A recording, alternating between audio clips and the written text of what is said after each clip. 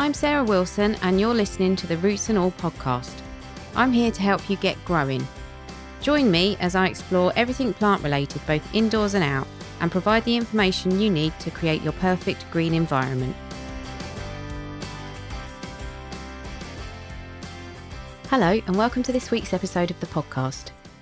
The astute among you will have guessed what I'm talking about today from the podcast title. Yep, this episode is dedicated to hedgehogs, and I'm speaking to the fabulously entertaining Hugh Warwick. Hugh is an ecologist and author with a particular interest in hedgehogs. He's a spokesperson for the British Hedgehog Preservation Society, runs the Oxfordshire campaign HEDGEHOGS, and is a regular contributor to radio and television. He's written 2 books about hedgehogs, and he tells me, much to the distress of his family, has plans for more.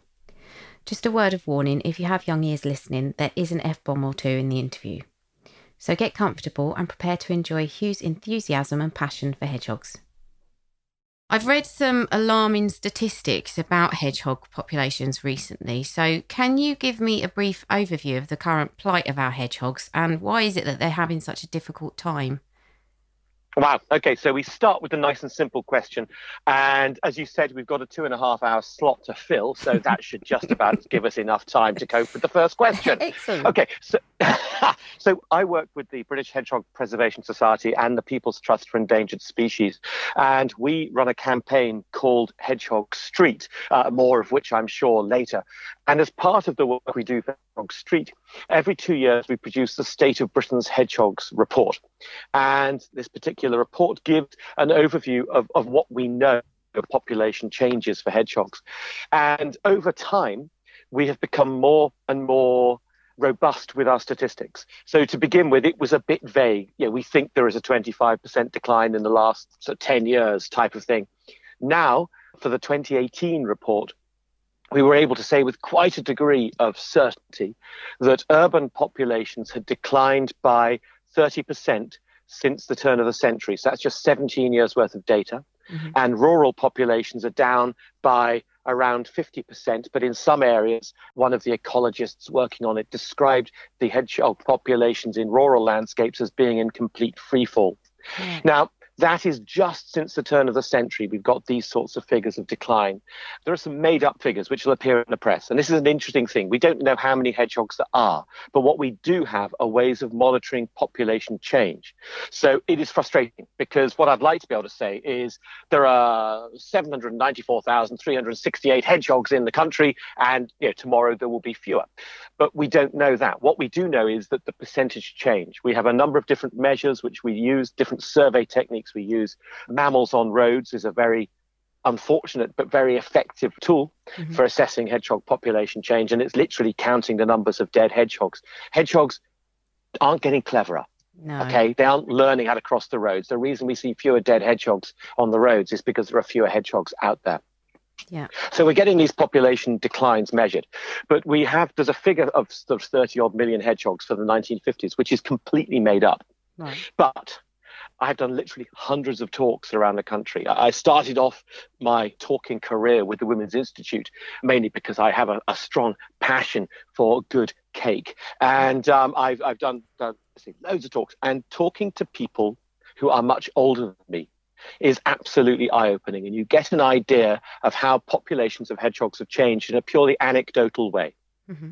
And what they are revealing is a very real decline. And I do not think it's unreasonable to think that we have probably a 90% or more decline in hedgehogs since the end of the Second World War. I mean, it's a guess, but it's a guess based on anecdote. It's a guess based on an extrapolation of data we've got at the moment. And that is absolutely, staggeringly and hideously disastrous. It's the sort of thing which should have us all out on the streets campaigning just for hedgehogs. It is an absolute tragedy. Easily the most important, charismatic, beautiful and entertaining creature on the planet, the hedgehog is. And they are slipping through our fingers. And they are the nation's favorite animal. Right. Every time we run a poll, it's the hedgehog which comes out on top. We love the hedgehog, yet we're letting it slip away. And if we let the animal we love the most slip away, all of the things we care for less are absolutely doomed. So what accounts for the actual population decline being higher in rural areas? That seems a bit counterintuitive. You might think that it's the urban situation that's squeezing population numbers down. Why is the decline in rural areas higher? Okay, so what you need to think of is what makes an ideal hedgehog habitat. And so for a hedgehog to have a good habitat, you have to think about their name. It's a bit cryptic, their name. You consider what their favorite habitat might be. The hedge, the hedgehog, they hog the hedge. They're an edge specialist. Mm-hmm. They evolved to occupy the niche which is known as woodland edge. Now, woodland edge is not a very common ecological environment, but it is a particularly rich one. And there are a whole bunch of different species. Robins are edge specialists. They like the woodland edge as well. So the hedgehog has benefited enormously from the arrival of agriculture. Mm-hmm. So I imagine if you go back to the Neolithic and the beginning of sort of agriculture in this country 3,000 or 4,000 years ago, hedgehogs probably had quite a difficult time making their way through the landscape. Mm-hmm. I was interviewed a while ago by Patrick Barkham. He was doing a piece for The Guardian, and he was terribly apologetic because he recognised I could sit down and write the piece anyway, but he was interviewing me about hedgehogs and what state of hedgehog populations. And he asked me, he said, when do I think peak hedgehog was? And this is one of those moments when you go, you didn't need to quote me precisely. So I was having a little think about when were the hedgehogs probably at their most excited. And it would have been at the time of the enclosures, the time when agriculture changed in the 18th and 19th century, when hedgerows became a really common feature of the landscape. And they were used essentially to throw the peasantry off the land. And so what I ended up being quoted in The Guardian as saying that while John Clare, the amazing poet who was very distressed by the act of the enclosures, as John Clare was being sent mad, the hedgehogs were dancing around the hedgerows singing yippity-fuckity-doo. And it was just one of those moments when you think, you didn't need to put that bit in. I got a fairly disapproving phone call from my mother. She'd gone out to buy The Guardian because I was in it. So our rural landscape used to be amazing for hedgehogs because they need the hedgerow, because the hedgerow provides shelter and it provides food. They need an environment in which there is plenty of food. And for hedgehogs, they are carnivores, and their principal diet are macroinvertebrates, the bigger bugs and beasts, the worms, the snails, and the puppy dogs. Well, maybe not puppy dog snails, but they are out there eating the beetles and the larvae of the various creatures which could be causing damage to crops, etc. They're a fantastic and voracious predator. Now, if you look at our green and pleasant land now, you will find a massive dearth of hedgerows. Mm-hmm. This means not only have the hedgehogs got less shelter and less food, because they are a great place for food, but the ability of the hedgehogs to move through the landscape is massively hampered. They use the hedgerows to navigate, to be able to travel through the landscape. And when you look beyond the hedgerows into the fields themselves, where have all the insects gone? Mm. Now, it is interesting. I've been writing about this for years. It's recently, in the last few months, it's become a story that is getting some attention. The loss of biomass. Yeah. We get terribly hung up on the loss of biodiversity, about the fact that a species is going extinct. But that's fetishizing the death of an individual of that species. I'm concerned about the death of the great wealth of life before that moment. Mm-hmm. There is a reason why you don't have tons of moths careering into your windscreen on a summer's evening. And it's not because the moths have got cleverer. Same with the hedgehogs. They're not getting cleverer. It's because they aren't out there. Mike McCarthy wrote an absolutely fantastic book, which I only recommend that because, of course, you're going to promote my books. But after you've read mine, Mike McCarthy's book, Moth Snowstorm, is an absolutely amazing look at this change in bioabundance, in the change of the amount of life that's out there. So our rural landscape, since the end of the Second World War, has become an industrial workplace. It's become a factory floor. It's become very effective at producing very cheap and often fairly poorly nutritious food. Mm-hmm. And that has meant there is no more food out there for hedgehogs, because to create a massive field of oilseed rape, Dave Goulson, amazing academic, he has done some analysis and found you need, on average, 17 applications of biocide, of various herbicides, fungicides, pesticides, insecticides per crop. Right. Yeah, there aren't 17 different trips out. They tank mix them, so they're going out in a mix. But 17 different applications per crop. Yeah. And these are all designed to kill hedgehog food. So indiscriminately as well, presumably. Yeah, of course, absolutely. We cannot avoid two other factors which are affecting hedgehogs in the rural landscape. One is that it is being fragmented by busier roads, especially the big roads are becoming much busier at night because there are a lot of nighttime transport. So that affects hedgehogs' abilities to move. And then there is the most contentious issue, which is the wonderful, the gorgeous, and almost as cute as the hedgehog, and that is the badger. Mm.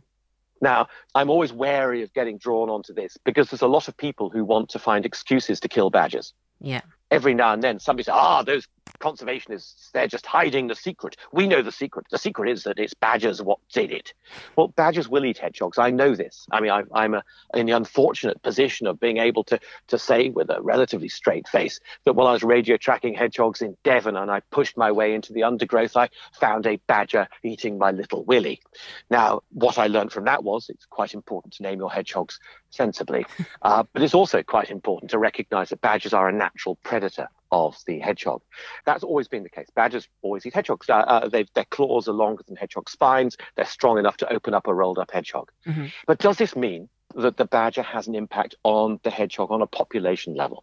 Well, for a long time, I'd seen no evidence to suggest that it did. But recently, we have seen very clear evidence that actually, yes, badgers do have a population level impact on hedgehogs. Now, it's not as simple, however, as then blaming badgers, because badgers and hedgehogs have a very complex ecological relationship. It's known as an asymmetric intra-guild predatory relationship. They are essentially competitors for the same food resource. Mm-hmm. Until that food resource is degraded, then they form a predatory relationship. And obviously, I'm sure you've fantasized, as I have, about small herds of hungry hedgehogs chasing down a badger as it flees down a hedgerow. It's never that way around. No. So we have shifted things in our environment such that their relationship has changed. Mm-hmm. Badgers and hedgehogs have coexisted in our landscape since the retreat of the last ice sheet some 10,000 years ago. Right. They can coexist. And there are parts of the country where they seem to coexist. But you make at them the moment, hungry, they're not. Yeah. And that's a really large part of the problem. So that would explain why I suppose there's the trend now for people to see gardens as such an important environment, because they've not got the habitat in the rural areas as much as they used to have. So our gardens become part of a network. Absolutely right. I mean, and the thing is the hedgehog likes is that sort of mosaic ecosystem. Lots of different environments. They're a generalist feeder. They have lots of different areas they can operate in and they can find food in. I mean, some species, I mean, like dormice or like great crested newts, they've got very specific requirements. And therefore it becomes quite straightforward to go, well, we'll protect that particular environment and we will therefore protect those species within that environment. But for the hedgehog, they will move considerable distances. I know from radio tracking them, they can easily do 2 kilometers straight line on a map distance in a night, and they never walk in a straight line. And other radio tracking work has shown that male hedgehogs will occupy a home range of 30 hectares, females about 10 hectares. And they can easily do 2 kilometers a night. So you look at your garden and you think, well, that's very sweet, lovely. But actually, they will roam. They may cover 20 gardens in a night.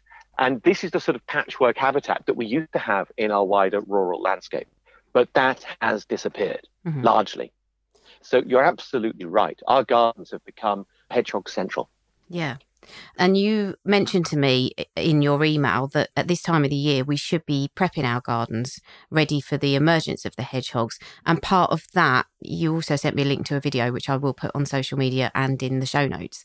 But this video was actually you, I believe, drilling a hole through a wall, through a lovely wall. Yes, but is this an important thing for us to be considering at this time of year? Is this the time to do that kind of activity? Well, this time of year is quite a good time to step in and do this sort of thing. They should be deeply in hibernation. So that means there won't be any young. And that's one of the bits which you can really cause trouble with. When you start sort of shifting stuff around and you disturb a nest of youngsters, that can be quite traumatic. And if they're very young, the female can eat the babies. If a hibernating hedgehog is found now, simply leave it alone, cover it back up and just leave it alone. What I meant by sort of prepping, it's a good time. The vegetation hasn't grown up. So if you've got walls which often have plants growing up during the spring and the summer, they can be quite difficult to get to. The flower beds may be quite sort of bare at the moment, the borders. So you can get to your walls without causing too much devastation. And so there's a campaign which I run in Oxfordshire called HEDGEHOGS. And as part of that, I'm encouraging people to do this thing, to break out make the holes in their walls. Because as I was mentioning, the hedgehog needs a massive area to be able to thrive. Mm-hmm. For food, for shelter, for mating. It will travel considerable distances. And we may think we've got the best wildlife-friendly garden ever. And you can sit out there and look at the birds and the bats and the bees and the butterflies and everything else, which can fly. But you forget that until the hedgehogs evolve the capacity to actually fly or have mastered the art of the trampoline, they're not going to get into your garden if there isn't suitable access. So actually, one of the things I have done, drilling holes is a great part of it, but retrofitting like that is hard work. Mm. Now, there are a lot of new build estates being planned. We're perpetually being told about the housing crisis and we need more and more new housing. Leaving aside the politics of that discussion, if we're going to put new housing in, it can be counterintuitive. You look at a field and you think this is a lovely green thing, good for wildlife. We must campaign against a housing estate. But if you put in a housing estate that's done sensitively, you can increase the biodiversity value of that area enormously, as long as it's a connected environment. And so what I've lobbied now, I've started a petition through change.org. And if I could possibly twist your arm to include that in the links, it would be fantastic. Of course. This petition is calling on the Housing Minister, Kit Malthouse, and Michael Gove, the Secretary of State for Environment, to ensure that all new build estates come with the concrete gravel boards for the fencing with a little hedgehog hole. That's all it needs. One hole per garden. I spoke to a developer. He reckoned it would cost 50p per house to get this done. 50p on the value. It's not really going to break the bank, and it will make all of the difference. So when I started this petition about 4 months ago, I was hoping to get 10,000 signatures. And then I was hoping to get 100,000. And then I thought, let's aim for 250,000.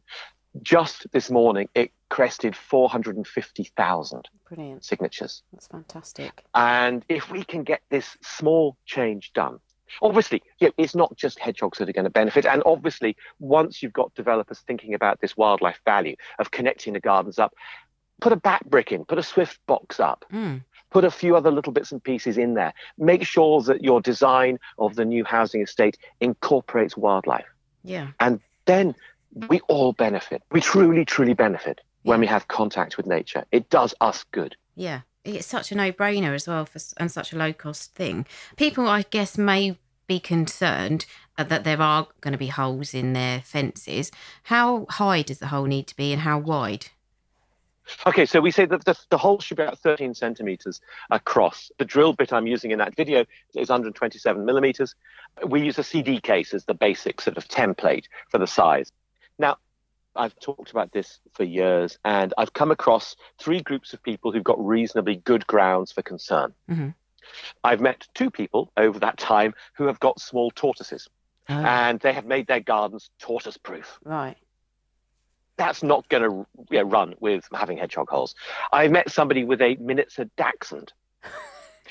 Again, you've got a problem with that. And then there are people who live in areas with lots of rabbits who are growing a lot of food. Oh, right, and they're very concerned about trying to keep rabbits out of their garden. Yeah. And so the solution we've got there, and the one which I do recommend, is simply you fence off your growing areas. Right. And when you've got your valuable crops of food, you fence that off, or at the very least, leave corridors. Make a fenced corridor at the back of the garden where hedgehogs can move through. So they don't benefit from your garden, but they can carry on moving through the environment. Because it could be that your beautiful vegetable patch is the barrier for hedgehogs moving through a wider landscape. So yes, people do have concerns. I'm often asked about rats. The rats are in there anyway. Yeah. Because they're going to climb up, they're going to burrow under, they can get in anyway. Yeah. I'm asked about cats. Cats are in there anyway. So really, rabbits, tortoises, and dachshunds, I think, are the biggest challenges. So it's about corridors, really, though, isn't it, to enable free access? Networks and corridors, yeah. Okay. And there's some fantastic information on the BHPS website. And again, this does relate to people with gardens. And on there, it does mention about leaving wild areas in the garden. So if you have a small garden, is this still worth doing, even if it does turn out to be quite a small patch?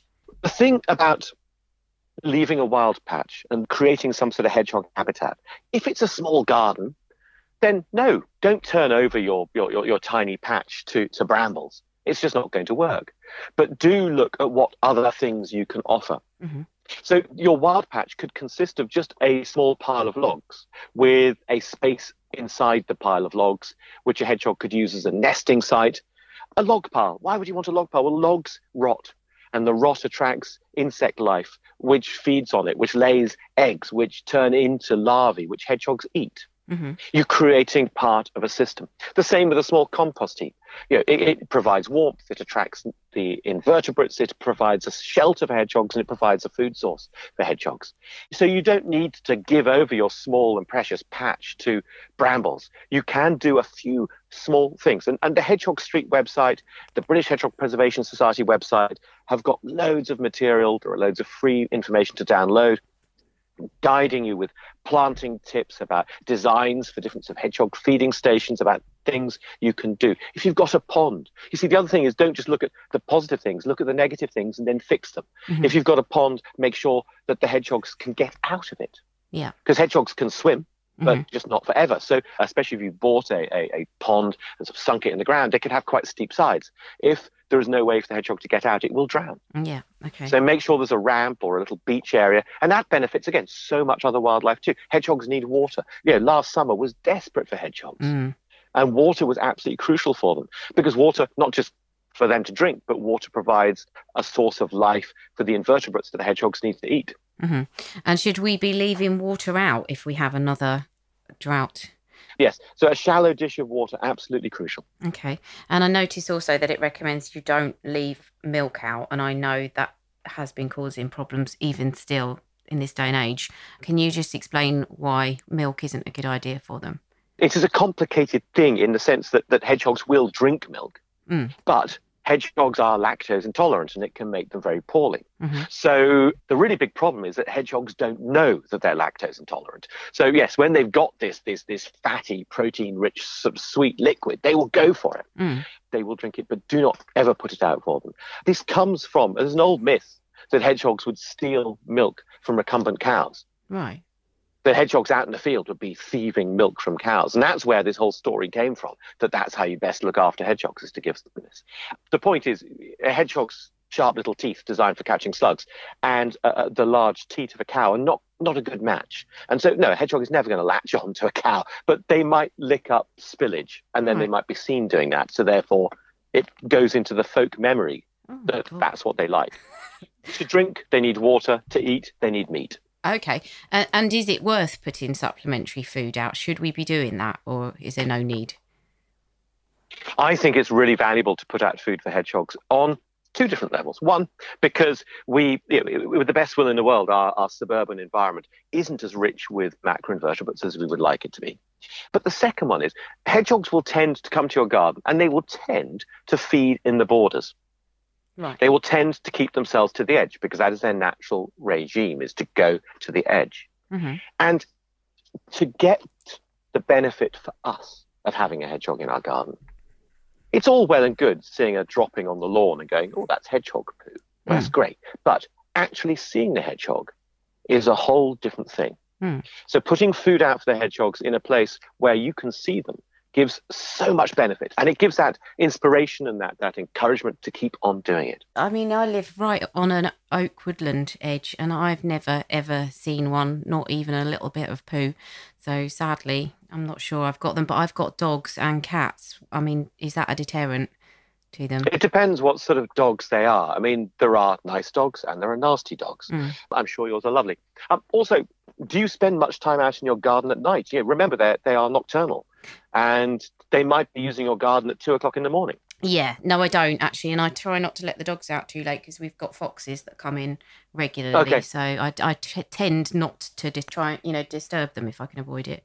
So yes, I'm probably missing certainly them. the advice with dogs and hedgehogs is if you've got a dog that's a bit aggressive with wildlife, then make sure a light comes on before the dog gets let out. Make sure the dog gets a chance to bark once or twice before it goes out. Yeah. And maybe follow it around for a while and just check that it's okay. If you're interested in checking, trail cameras are becoming increasingly affordable. These outdoor cameras you can leave, which are triggered remotely. Mm-hmm. You get amazing ideas of what's coming and visiting your garden. Or the other thing to do is to get a hammock. Right. Hammocks are wonderful. You get a hammock and a big double duvet, wrap yourself up in the duvet, lie in the hammock, and then you've got this brilliant base from which to listen for hedgehogs because they snuffle quite noticeably. Right. And you just lie out there, listen for the snuffling noise, and if you're lucky, along it'll come. As long as you don't fall asleep, you'll be fine. Well, yeah, there is always that risk. So I was reading with interest about the banning of the metaldehyde slug pellets as of spring 2020. And I think probably that's good news for the hedgehogs. But what other things do we use in our garden in terms of chemicals, or indeed non-metaldehyde slug pellets, that don't agree with hedgehogs? Okay, so all of the chemical usage in our gardens is quite problematic. So one thing is, the reason these chemicals are being used is to remove, on the whole, invertebrates. Mm-hmm. That's the main target. Obviously, you'll get rid of fungi and other things too with specific chemicals. But if your aim is to remove invertebrates or to remove what some would describe as weeds, then you're removing food for hedgehogs, or you're removing the food of the food for hedgehogs. Yeah. So from that perspective, I have my concerns about it. And on the whole, most of us, if we were to take a step back and go, well, which do we want? Do we want absolutely perfect set of blooms, or do we want some real wildlife in our garden? Actually, maybe I'm being naive. Amongst the people I know, there is a tendency to go, I'm happy to sacrifice a bit of neatness for a bit of life. I think when it comes down to it, I'd hope to think that we would look back on our lives and go, yeah, I saw lots of wildlife rather than I saw lots of manicured gardens. But there is a second problem with the use of these sort of agrotoxins in a domestic setting. We don't have lots of evidence about what kills hedgehogs directly. Mm-hmm. But there is an issue which is known as the sublethal effects. So things which don't actually kill hedgehogs. But maybe, and so, for example, we know that some of these chemicals reduce fertility. So we ran a statistical model looking at how many hedgehogs there need to be in an area and how big that area needs to be such that the population can thrive. Mm-hmm. This is called, it's a minimum viable population analysis. And what you've got to recognize is that throughout our very human-affected landscape, we've created a whole sequence of islands. Islands of gorgeous hedgehog or other wildlife-friendly habitat, surrounded by, not an ocean obviously, but surrounded by walls, by fences, by busy roads, by industrial estates, by things which are impenetrable. Mm-hmm. And so within that island, how big does that island have to be so that hedgehogs can thrive? And how many hedgehogs do there need to be? And when we run the statistics, we now know there need to be about 30 hedgehogs, and the area needs to be about 90 hectares. Wow. Which is about a square kilometre of the very best habitat. When you move out to the rural landscape, it's much bigger numbers. But that's based around what we know about hedgehog reproduction rates. Mm-hmm. And to have a viable population, we need it to keep on going generation after generation. But if the application of slug pellets, of Roundup, or all sorts of other things that are out there, reduce the ability, the fertility of our hedgehogs, even by just 5 or 10%, that means we've set in place attrition. We've set in place a gradual decline and eventual localized piecemeal extinction of hedgehogs in that island. So yes, the consequences of our chemical use are more than just the obvious. And how about nematodes? Is that the same thing in as much as it's getting rid of the food source? It's a risk in terms of getting rid of the food source. We've checked actually on this. And these nematodes have absolutely no impact on hedgehogs. They are not mammal specific.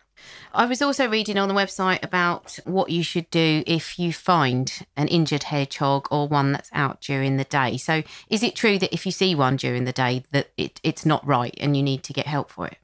Most of the time. It's not absolutely cut and dry.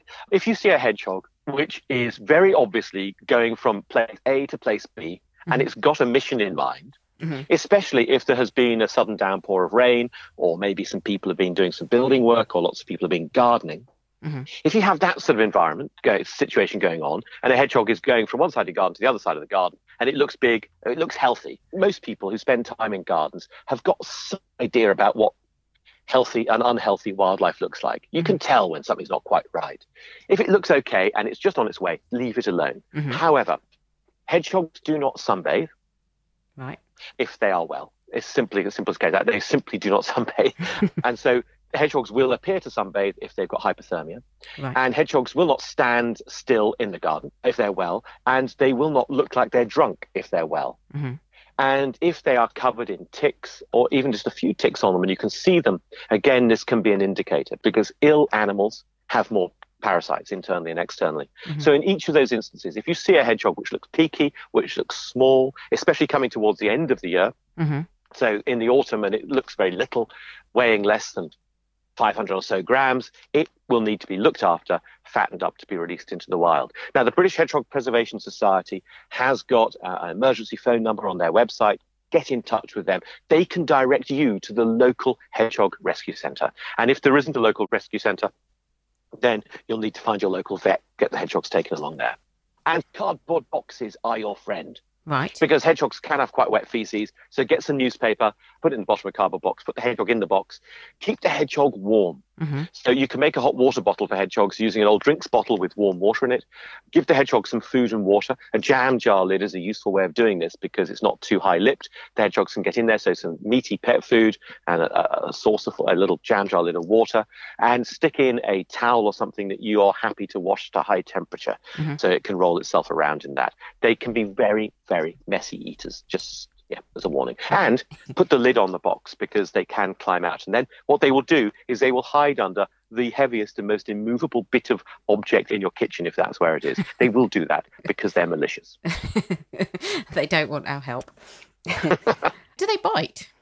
Yes, but on the whole, without too much of a problem. You see, the thing about a hedgehog is it's got this amazing defense strategy. It's got a coat of spines. Mm-hmm. So it doesn't have a fight or flight response.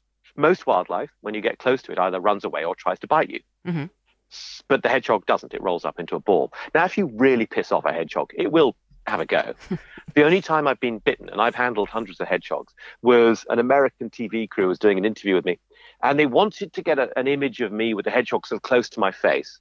And so I had it in my hand and had its face sticking through between my thumb and my forefinger. So if you have a look at your thumb and your forefinger and you open them up, and you've got that little flap of skin between there. Yeah. And it was that little flap of skin which was very close to the hedgehog's mouth. Oh. It didn't draw blood. I don't know anybody who's had blood drawn by a hedgehog. Right. On the whole, they are a fairly benign and gentle beast. But the prickles are prickly. I mean, that sounds ridiculous to say, but they really are prickly. I have a stuffed hedgehog, a taxidermied hedgehog, and this hedgehog has been stroked by thousands of people, and people are always astounded by quite how prickly these spines are. So yeah, gloves or a towel or a t-shirt, anything like that, it will help you when you pick a hedgehog up, just to have a bit of protection. Okay. So apart from all the habitat destruction and the chemicals we're chucking down, what are the other things that the dangers that hedgehogs can face from humans? What are the kind of biggest enemies of them? Well, I mean, we haven't sort of really mentioned the stereotypical image of the hedgehog, which is being squashed on the roads. Obviously, cars are a problem, but cars have an impact on two levels. One is because maybe 100,000 hedgehogs are killed on the roads each year, but the other is busy roads prevent hedgehogs moving through the environment. They create a barrier to hedgehogs moving through the environment. But actually, when you're looking at what we operate within in our gardens, the bits which are probably the most disastrous for hedgehogs are our desire for a cult of tidiness. We want tidy gardens. And so we hit the gardens with strimmers. Oh, the images. My social media feed, obviously because of the work I do with hedgehogs, you can have a little look, if you don't believe it, at Hedgehog Hugh on most things. You will find images of hedgehogs in some state of distress. The strimmer hedgehog thing is not a good mix. You see, most other wildlife, when somebody's walking along a verge or the edges of your garden, most other wildlife is going to go, what the fuck's that, and run. The hedgehog's response to it is, I'll just roll up, it's fine. Oh. It's worked well for the last few million years. I'll just have a little roll up. And obviously then they get strimmed. So just if you're going into vegetation you can't see into, run the non-business end of a rake along there or your foot just gently and see if, just check. Yeah. And the other one are bonfires.